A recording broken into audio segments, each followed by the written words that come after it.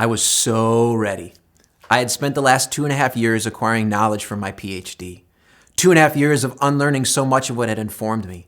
I had read and studied so many research articles. I knew the statistics of the marginalized and underrepresented groups. I even had conceptualized the line of research for my dissertation on cross-cultural mentoring. I went so far as reformatting one of my classes I was teaching to include a couple days' worth of conversation on cross-cultural competence and the role it had to play in the sports medicine field. So when the day finally arrived, I went in with this mindset, feeling like I was going to create this environment for a new frontier of awareness. Minds blown, eyes open. Definitely full of humility, wasn't I? At one point during the class, I took one of those dramatic pauses after dropping a knowledge bomb on them. And then, after a moment of silence or two, I asked them what they were thinking, what they were feeling, if they had anything to share. One of the girls in the class raised her hand and asked to share something. And I was so ready to hear about what this newfound awareness was doing inside her. But what followed was something that I will have never forgotten. She told the story of where she came from, that all she knew of her story, or of what she could at least piece together, was that she was found on the side of the road in a shoebox, taken in and raised eventually by a couple that was white, which she was not, and that all through her life, up until this point, she had never been able to identify her ethnic origin.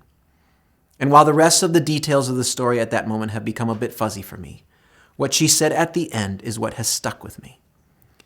You see, she asked if any one of us in the class that day knew what it was like to have to check the box marked other. How hard it has always felt for her to find her fit, to feel like she belonged. It was a powerful moment. Powerful because other went from a category and statistic in my head to a human face right in front of me, created by God, just like I was. I had seen her, taught her, but what I came to find out that day is that I did not know her. Gang, what would it take to get to know the story behind the face, underneath the category or statistic? What if we got to know others and let them know us? What would it take? What would it look like? Maybe the bigger question to start with is, why aren't we? On the surface, it's easy to blame the world. I mean, just look at the current landscape we live in. Everywhere you look, there is hostility and divisiveness, battle over borders and what to do with immigrants and refugees in safe cities. Terms like gaslighting, redlining, and gerrymandering make you turn a certain shade of blue or red. I mean, Christians in blue states are moving to states that are red so that they are surrounded with people who share similar values. I mean, let's face it, there is a psychological ease in being surrounded by similar people. But there's also the simple truth that it's just easier to hide behind the pace and priorities of life. I mean, how can you and I possibly do anything more than we're already doing? Job, home stuff, kids' activities. There's that vacation you're saving for. The dog needs walked twice a day. You got to get that workout in. You got to binge watch that series or take on one more client. Then there's that paper that needs written, that TikTok video to make or remake and remake again because it's just still not right. And the list goes on and on and on. So how could you possibly find time to get to know other? To sit down and finally see someone who doesn't look like you, think like you, identify you as you, or grew up like you did? How has this become our narrative, gang? As John Tyson puts it in his book, said it often comes down to one word: fear. Fear of other, fear of change, loss, fear of the unknown. The same fears that cause us to prioritize our lives over others. When I first read that, I bristled a bit, as I'm certain some of you just did. But think about it. We like safe. We like predictable. We like comfort. And most of us certainly don't like change. And there is a certain level of comfort and safety when we are surrounded by people that look like us, think like us, act like us, and share the same values. But we are in a time, gang, right now where we are faced with social change at a dizzying rate. With the arrival of the internet, the ease of travel, social media that connects us around the world, diversity of college campuses, it has ushered in a new generation that values diversity and difference over sameness. And it's at each of our doorsteps. And I'm going to poke a bit more. You see, because for most of us, if we're really being honest, different is seen as a threat to the status quo. And it's hardwired deep within you and me that when the status quo is threatened, our natural human response is one of anxiety and fear. And there is a historical precedent to be mindful of. But before we get there, I think it's important, and this is a good spot to get a working definition of the other. You see, the other is an individual who is perceived by the majority group as not belonging, as being different in some fundamental way. Other lacks an essential characteristic possessed by the dominant group. And as a result, the other is almost always seen as a lesser or inferior. The other in a society may have few or no legal rights, may be characterized as less intelligent or immoral, and may even be regarded as subhuman. Otherness takes many forms. The other may be someone who is of a different race, nationality, religion, social class, political ideology, sexual orientation, place of origin, or a different intellectual or physical ability. And desirable and undesirable nuances exist as well. Our society values the exotic other, someone who looks different but is socially approved because of some characteristic. Australians or Brits or Scots have cool accents and come from desired places to visit and are rarely seen as immigrants in the same way those from Muslim or Central American countries are. Whether you care to admit it or not, the undesirable are often kept at a distance. And that's a huge problem. Because the more you and I distance ourselves from them, the less we feel connected. And the less we feel connected to that person, the less responsibility we feel to care for that person. And what results is what theologian Miroslav Volf has termed the persistent practice of exclusion. You see, instead of inviting others in, you and I push them to the boundaries of our minds, hearts, and lives. Rather than being seen as a gift, they are easier to be seen as a threat to the security and the sameness of our lives. Sadly, we have a storied history of practicing exclusion. Andrew Shepard, a teacher of theology and ethics, says it this way: other is either to be explicitly feared, a potential terrorist coming to destroy civilization and our place in it, or is simply another abstract commodity, at best to be tolerated, or at worst, competing for limited resources, one to be struggled against. And this fear plays out over a four-stage process. Here's what the research has found. First, we seek to eliminate. We eliminated unwanted others from our circle, typically through legislation or violence. There's plenty of historical moments in our world, think genocide, ethnic cleansing, Nazi Germany, and our country has its own version on this one, whether it be the civil rights era or even our current landscape of immigration. Now, if elimination doesn't work and we can't get rid of them, then we seek to assimilate. And the goal here is to make others seem just like us, so we no longer have to live with the undesirable difference. Think what the U.S. settlers did with the Native Americans, or the thoughts we don't say out loud when we hear people speak a different language other than English in our country. If that doesn't work, we ramp it up and seek to dominate. The objective here is an attempt to normalize our standards and penalize them for any variance or deviation from our defined norms. This can come in many forms: economic, political, legislative, educational, or even psychological. Act like this, talk like that, dress like this, standardize test this. And if that doesn't work, we turn to the last one, and that is demonizing others. We demonize others by removing their humanity to justify any behavior, one we saw play out not so long ago in our election cycles. You see, at the core of it, categorizing people as other has a profound impact on our capacity to love, doesn't it? And hear me on this, gang. When we as the church categorize image bearers of God, we in turn bear no resemblance to Jesus at all. You see, Jesus defied social categories. I'm pretty sure Jesus never said fear one another. He said love one another. What if we ran towards rather than away from those who were different than us? Not to erase the difference, but to embrace it, to create a space where division no longer had a space, where we replaced isolation and exclusion with inclusion and belonging. Where fear of other might be the next big thing that we add to the cancer culture movement. You see, that's what Jesus did. And he did it in the most simple of ways. And it centered around one word: hospitality. And for Jesus, hospitality was not one of his many strategies to choose from. It was the strategy. It permeated from his pores. Every interaction was a hospitable moment, and it led to this beautiful mosaic of understanding and inclusion that took the most culturally incompatible backgrounds and formed them into a new community. A community that exchanged fear of other for love one another.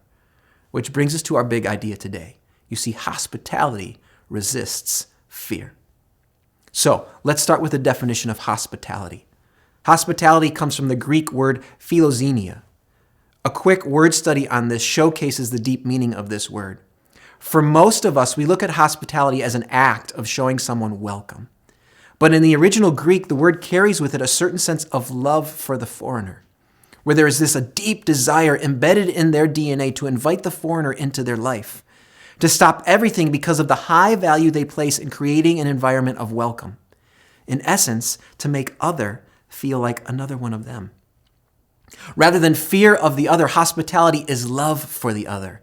This is the way God has loved us. And how quickly we forget what our lives are like before God saved us.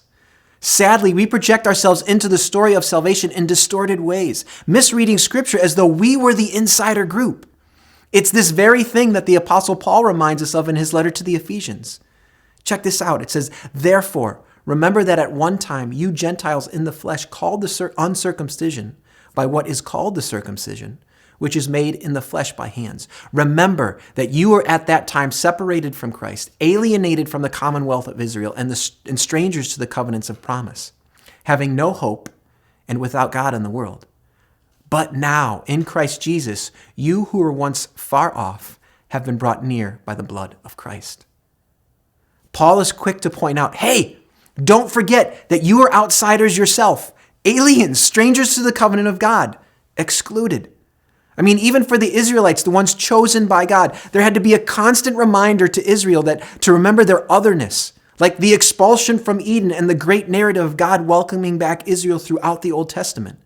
How they were wilderness wanderers, how there were foreigners in Egypt before they finally got to the promised land.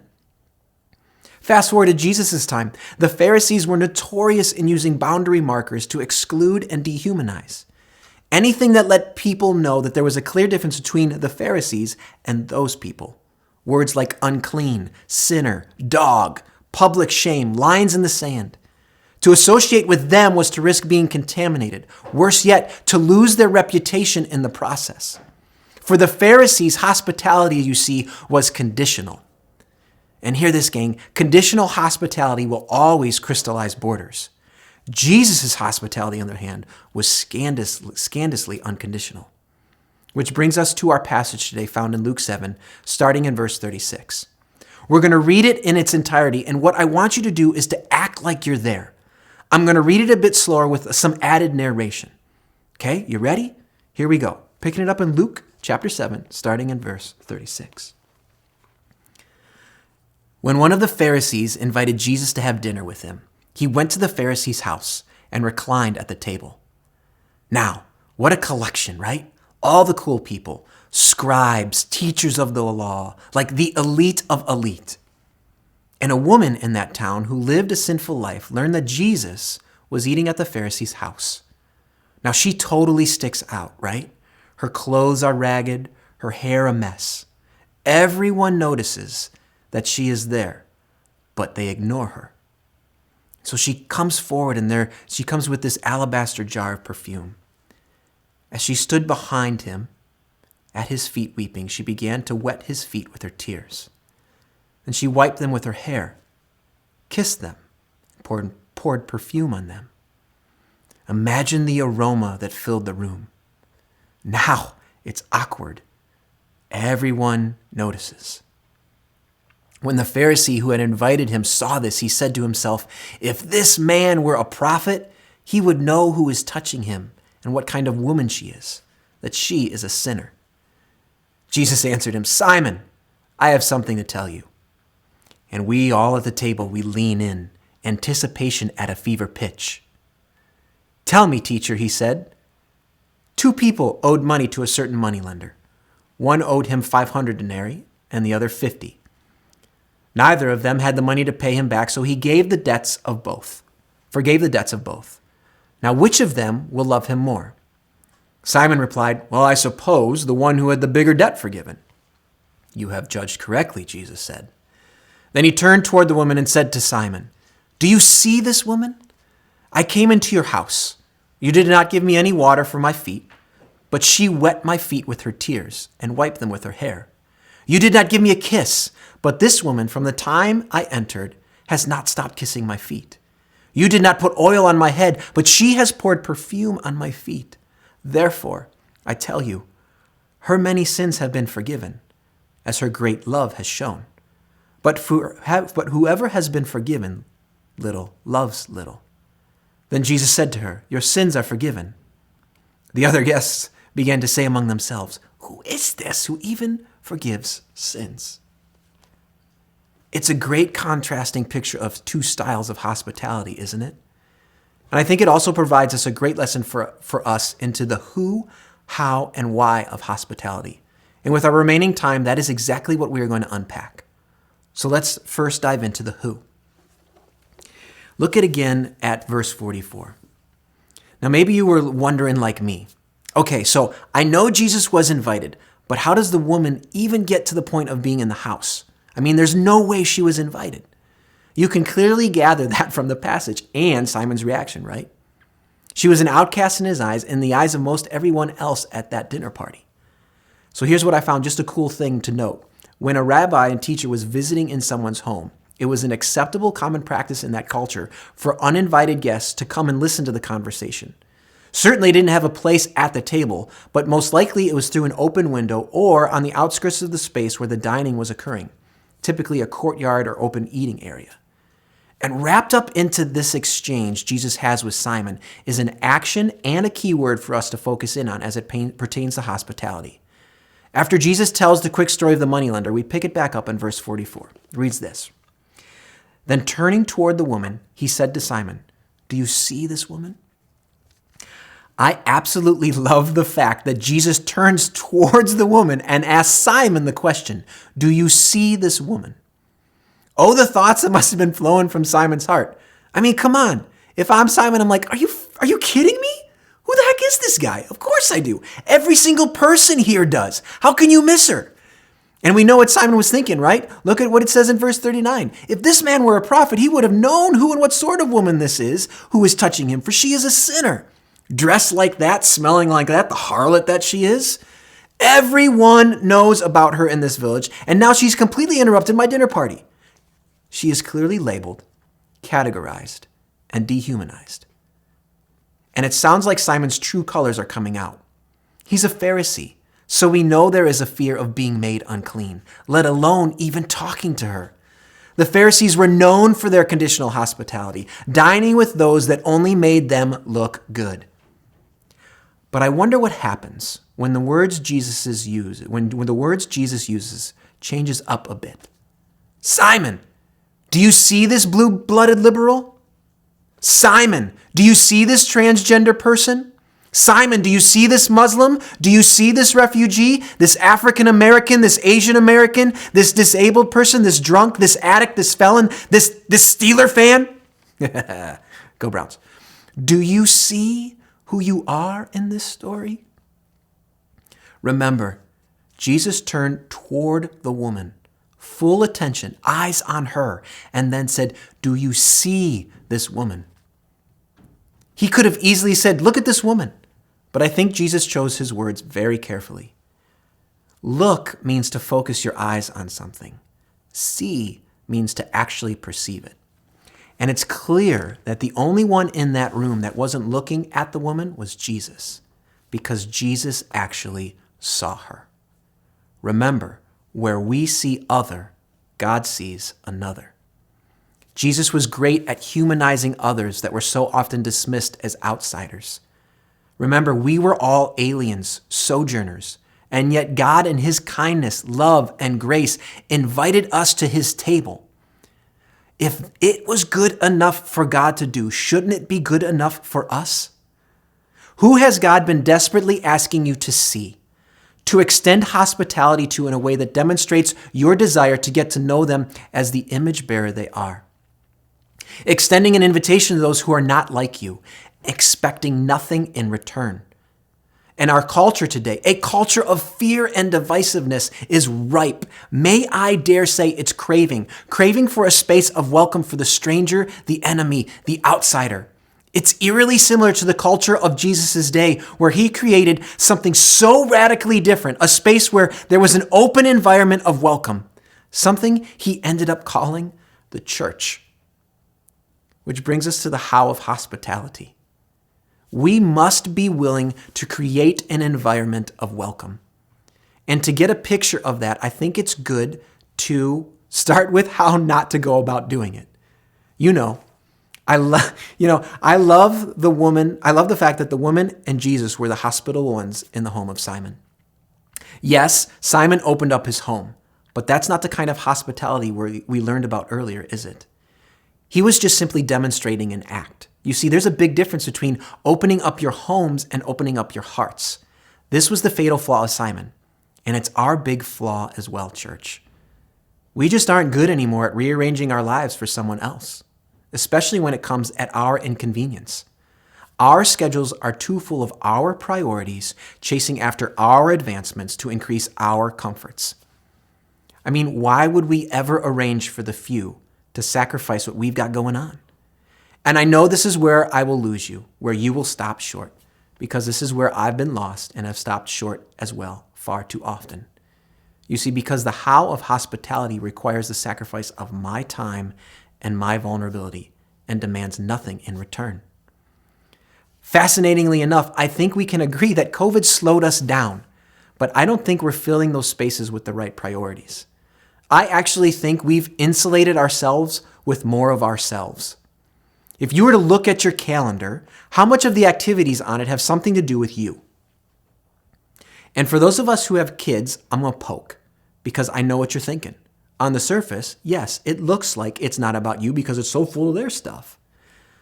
But is there margin for the other in your lives? Parents, here's the thing. We can no longer hide behind their activities as our excuse. If we claim that Christ changed our lives, but leave no margin for the other, we are falling short in demonstrating to our kids what it looks like to love one another. In the end, we are just reinforcing our own sinful habits of prioritizing us instead of them into our kids. So yes, our calendars are going to have to look different.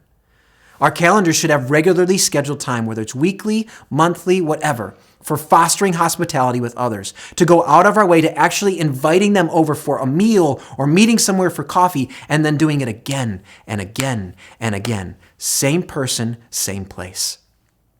If you were to actually trace the hospitality of Jesus just through the Gospel of Luke, it's full of Jesus eating with people. Luke chapter 5, 7, 9, 10, 11, 14, 19, 22, 24. Jesus was sharing meals with tax collectors, sinners, Pharisees, teachers of the law, fishermen, the poor, women, friends, enemies. But Jesus went beyond the invite, didn't he? He also was masterful at opening up his heart, and he did simply through getting to know them.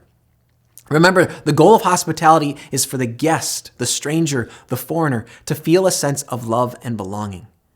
We do that by getting to know their story, asking questions, listening, and opening up when they ask us questions. And I get it. You may have to overcome some fear or come face to face with a prejudice about the person you're inviting to share a space with you. But remember, hospitality resists fear. The hospitality demonstrated by Jesus steps into the fear of discomfort and walks towards it. You see, that kind of hospitality is willing to admit and confront some hidden biases and prejudices in your life, whether it has to do with race, gender identity, sexual orientation, political affiliation, ableism, ageism, or any other kind of ism. That kind of hospitality takes the long, windy road. It expects it to be messy because relationships are messy. And the most meaningful ones are the ones that embody sacrifice, intentionality, and vulnerability. You see, that kind of hospitality is willing to see past what your eyes see and see others as God sees. Because that's what Jesus did. And it brings us to our why. You see, we all crave a space where we are welcomed in love for who we are. A space free of judgments. A space where you no longer have to wear the mask anymore or carry around the cardboard cutout of what others expect you to be. To simply be the person that God designed you to be. We as Christians should be great at this because this was the way our gracious God has treated us. By extending to us endless amounts of grace, to find rest from the labels and categories this world is so masterful at placing on us. That's what hospitality does. It allows grace to dismantle categories and labels and creates a portal of heaven's welcome for a new identity. Look what it did for the woman in our passage. She came in labeled as unwelcomed, outcast, sinner, and she left redeemed, restored, forgiven, and labeled daughter of the King. I mean, look at Jesus' crew. He had nationalist zealots, tax collectors, cultural traders, Pharisees and fishermen, peasants, women, lepers, and every other you could think of. Each one experiencing a beautiful encounter with the grace of God. And because of Jesus' welcoming hospitality, their old identities were transformed. And the result? A new humanity that changed history forever. And it's our call as Christians to embody the same. So my next steps are pretty straightforward. Ask God the question, who do you want me to see? Who do you know that is different enough from you that you may even feel uncomfortable a bit with that person's difference? I mean, heck, it might even be someone in your own family. So use the environment that Thanksgiving naturally creates as leverage. But set aside the discomfort. Resist the fear of the unknown. And then think about a non-threatening invitation you can offer to know that person better. Maybe it's at your house or out for coffee, or maybe it's something on their turf to make them more comfortable. And then the final step, do it. Do it. Why? Because Jesus established the church to exist not as a haven from the world. And if we continue to sit idle, this world and the forces of darkness will continue to increase hate, spread divisiveness, and instill fear. May I remind us that Jesus established the church as a place of hope for the world. Jesus loved and accepted people for who they really were. And it's time for us to do the same. To open our eyes to see, to open our lives, our homes, our hearts, and our minds in such a way that creates environments of welcome the way Jesus did. Because if God doesn't hold back his grace, then neither should you and I. I like what Hebrews 13:2 says. It says, "Do not neglect to show hospitality to strangers, for thereby some have entertained angels unaware." John Tyson puts it this way: hospitality is the lens that lets us see through the disguise to Christ himself. So when you hear the command that we have heard so many times, may it ring a little differently in your ears and hearts this morning. These are Jesus' words. Jesus said, "A new commandment I give you, love one another. As I have loved you, so you also must love one another. By this, everyone will know that you are my disciples, if you love one another." And here's the thing. When you and I embrace the strategy of hospitality with those we have labeled other, our perceptions will begin to shift. We will go from seeing the disguise of other to see beloved another. And when we do that, encounter by encounter, fear will be deconstructed and a renewed humanity will be born. So I find it very fitting that we are going to close our time together with reciting this prayer from Martin Luther, a prayer that captures so much of the posture we need to have when it comes to our place in this world as his disciples.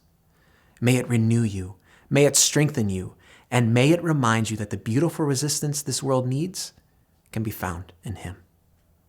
God bless you guys.